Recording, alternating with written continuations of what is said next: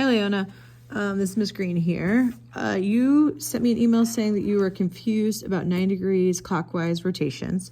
So in my opinion, the easiest way to understand the rotation is to draw your image on a grid on a separate sheet of paper. And when we think about clockwise, we know the clock goes this way. So counterclockwise is the opposite direction. So once it's drawn on here, I put my finger on the origin and I literally spin my paper 90 degrees. And so it moved from this fourth quadrant up to the first quadrant. If it was in the first quadrant, it'll move over to the second quadrant. And it'll just go in the circle. So notice that it changed its orientation, but it also changed which quadrant it's in. Now, if we think about this first example you asked me about, a 90 degrees clockwise rotation about the origin, followed by a reflection across the x-axis, and then a translation 4 units down and 6 units left. Then if I do the rotation, it puts me here. We're gonna use this kind of as a placeholder. It's not perfect, but we're just gonna put it here. And so then if I reflected that across the x-axis, this is our x-axis, so I would then flip it over to here. And then I would wanna translate it 4 units down, boop, and 6 units left, boop. And that is not even near where we saw that original figure 2. So we know that first one doesn't work.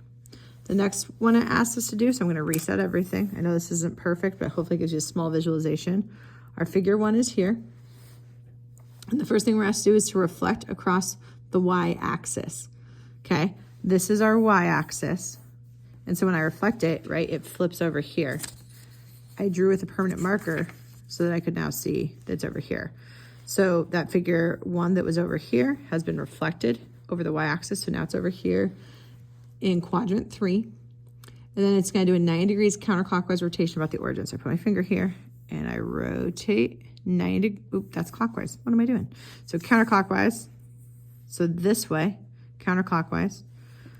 So it ends up right here.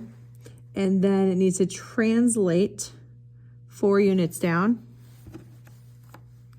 and 6 units left. So 4 down, 6 left, each box is worth 2.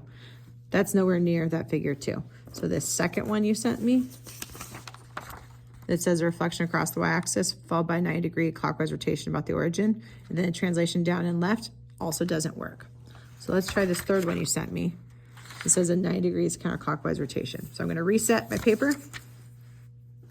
I see my figure 1 in quadrant 4.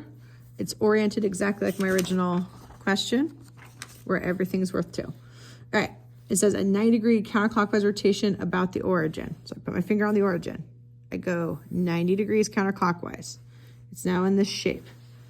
Then a translation 6 units up and 6 units left. So we would go 6 up, so 2, 4, 6, and then 6 units left. 2, 4, 6.